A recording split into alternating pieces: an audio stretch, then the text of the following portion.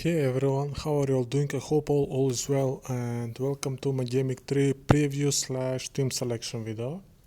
So today we're gonna take a look at my team and see how it did in the two first games of this season, and also we're gonna talk about the emerging problems that are coming out from my team, and also I'm gonna share with you guys my plans to solve those problems in the next couple of games. So yeah, that's the plan for today. Thanks for watching and let's start. So first let's take a look at my Gamic 2 team. So for Gamic 2 I only got a total of 40 points, so a very low scoring Gamic and a very disappointing Gamic for me and my team. Only a few returns, only 3 players managed to get a return from this Gamic. And the only positive part of this gimmick is the fact that at least Mohamed Salah managed to outscore Haaland, and he got me 10 points. So other than that, not many positives, mostly negatives in my team. So let's start with the goalkeeper Turner. So he obviously had an amazing fixture this week, and I was really hoping for a clean sheet on Friday night to start the gimmick nicely, but it didn't happen.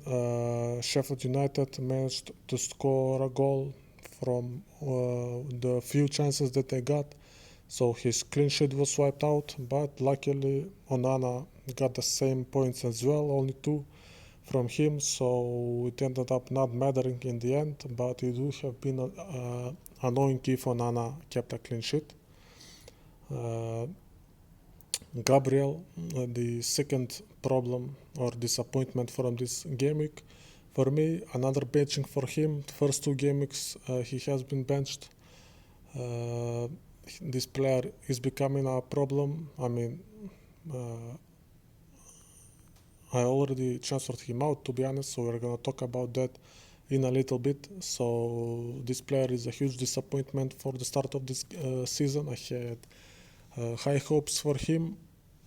Honestly, when before Game Week 1, I really thought that I would just bring this player in my team and just have him all the way until I wildcard, maybe even keep him on my wildcard as well, but it's not to be. He's clearly lost his place as a starter for Arsenal, and even if he does end up starting one of the next few games, he's still a bad pick in my opinion, because you never know when he's going to be benched again.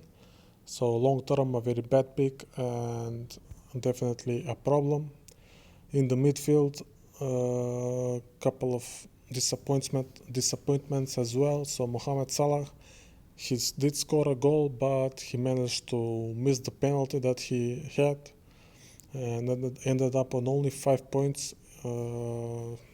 Disappointing 2 games for for Salah, sorry. For me, to be honest, I expected a lot more. 5 points per game is not enough for a premium player that's worth 12.5, so he's becoming a problem in my team as well. I'm starting to think that I will probably have to transfer him out at some point in the next couple of game weeks, because if he does continue to only get like 5-6 points per game, it's just simply not enough for a player that's worth 12.5 million. So yeah, plus he recently has missed a lot of penalties, and I wouldn't be surprised if at some point he gets another player from Liverpool gets to take a couple of penalties. So that's the problem with Salah. Also, 2 more players from my team seem to have lost their penalty taker's spot. So Saka, he didn't take the penalty for Arsenal this game.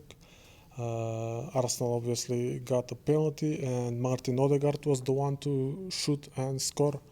So that probably means that he's going to take the next one as well. So Saka is off penalties for Arsenal, which makes him a worse option. Also, Oli Watkins, the same problem with him. Aston Villa also got a penalty, and Oli Watkins was not the one that took it. It was Douglas Luiz, who also scored, so it's safe to assume that Oli Watkins is not on penalties anymore as well. So that's very disappointing, and all of a sudden these 2 options are becoming a lot less appealing. And if I would a wildcard this week, for example, I would probably move both of these options to some other players. Average Chiesa, another blank from him, and it's becoming quite obvious that this was my possibly my first huge mistake of this season. I ended up going with him from the 6.5 million bracket, and he's the only one that hasn't had a return in the first two game weeks. The rest of the players in that bracket got loads of returns, so yeah, definitely this shows that maybe I shouldn't have looked as hard in the preseason games as I did.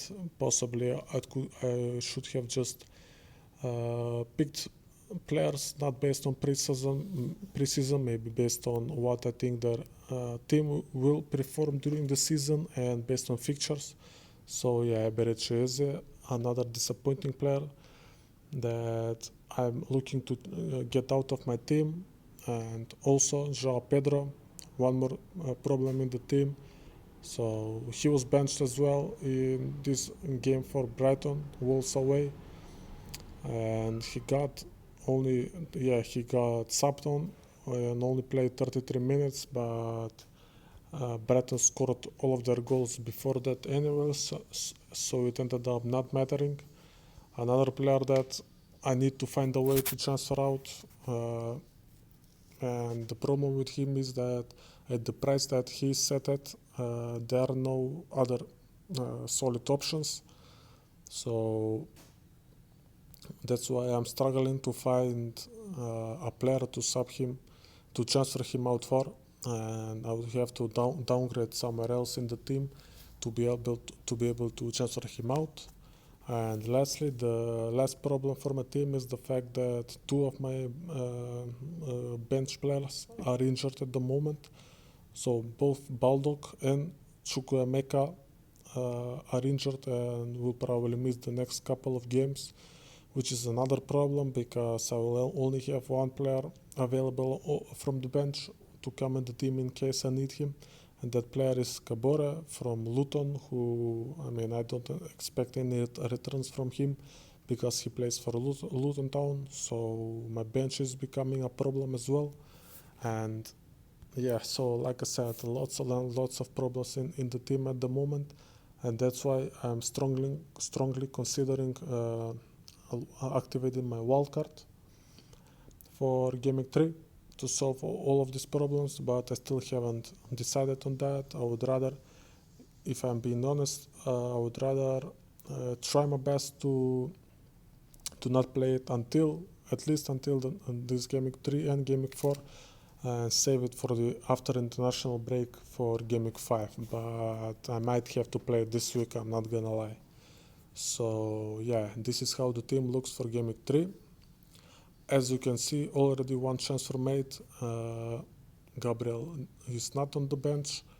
He's not in starting 11. He's out of the team, and I got in Udogie instead of him. So he's the new player in my team. He's one of the few players that actually impressed me in Gaming 2.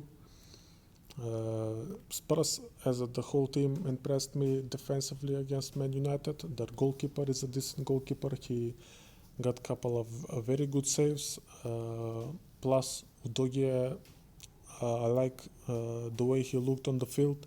He was quite dangerous, and a couple of times he got into some decent positions in the opponent's box and was close to scoring a goal or two, to be honest. So that's why, plus he has a nice run of fixtures in the next 3 games, so that's why I decided to go for him instead of Gabriel, and I went in early to avoid Gabriel's price drop.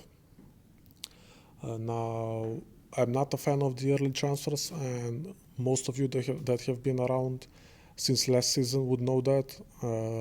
I don't really make that many early transfers, but in this case I decided to do one because of 2 reasons basically. One is the fact that I have 2 free transfers this game week instead of 1, so in case some other player from my team gets injured in the meantime. For example, if Arteta says that, let's say, Martinelli is injured and is going to miss this game week, then I can simply use my other free transfer and deal with that problem instead of having to make a hit to do that. So that's one of the reasons why I did do this transfer early. And the other reason is the fact that, like I said, I'm very close to wildcarding. So even if this early move doesn't work out for whatever reason, I will just simply activate my wildcard for Game Week 3. And yeah, so that's why I went early with this transfer, and let's see what happens with that. I mean, the team looks good on paper. Most of my players have an easy fixture this game week, or at least a fixture against an easier opponent. But like I said, there are lots of problems here, and let's go to the transfer tab to see what's happening here. So yeah, like I said, I already used my one free transfer, and with that transfer I have 0.5 million left in the bank at the moment, and one more transfer to use. So there are a couple of options for me to do this transfer. So I could either bring one more defender in the team instead of Bulldog. So if I remove Bulldog, who is 4 million, I could potentially look at some 4.5 million options. So one more, it would be Udogie plus one more. Maybe I would go for a Brentford defender. Unfortunately, I can't go for Rico Henry because he's 4.6, so I'm 0.1 million off. Maybe Hickey instead, the other fullback.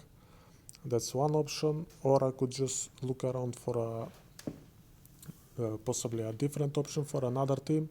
And if I do this, I could just play that player for this game week, and then that would allow me to bench Joao Pedro, who I'm not sure is going to start in this game against West Ham. Plus, I think it's going to be a hard game for Brighton because West Ham do look on point, and they did look quite amazing against Chelsea, if I'm being honest.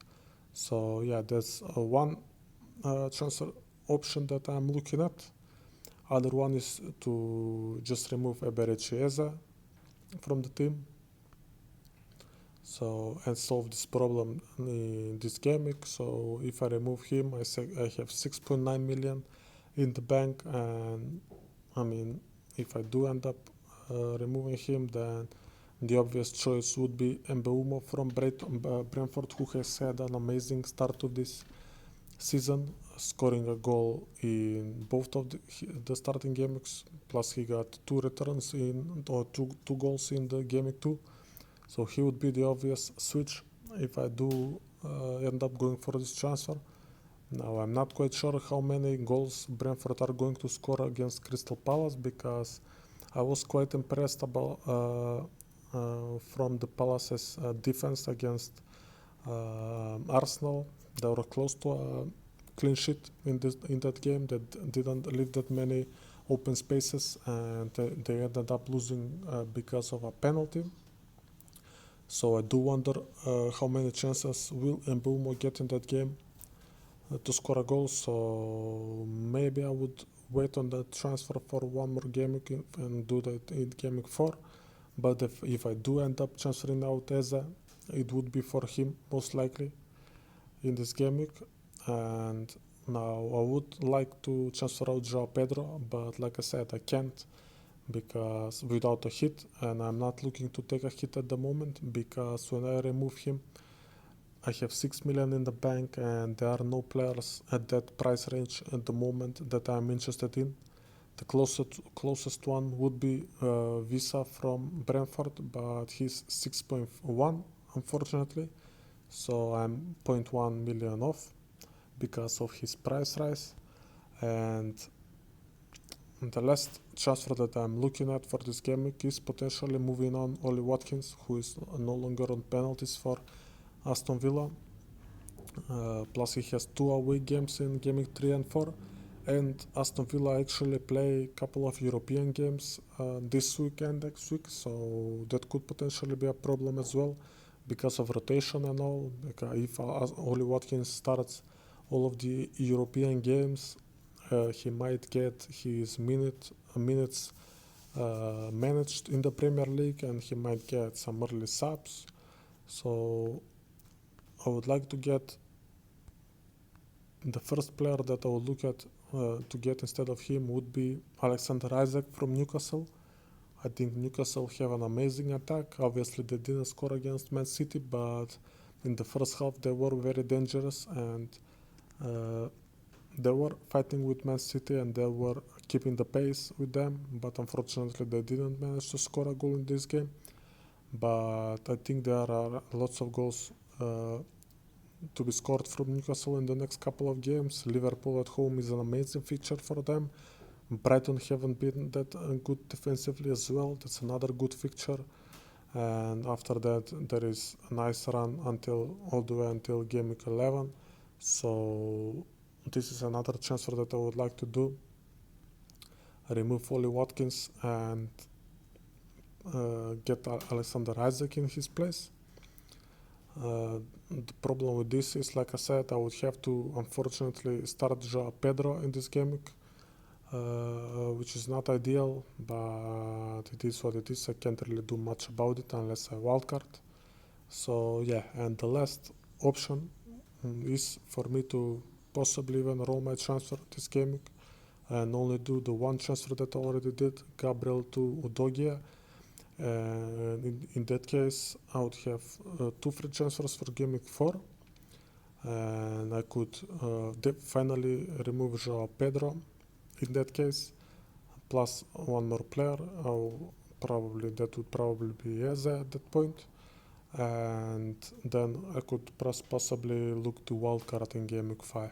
So that's another option. And yeah, those are my transfer plans for game week 3. We have 2 more days left until the game week.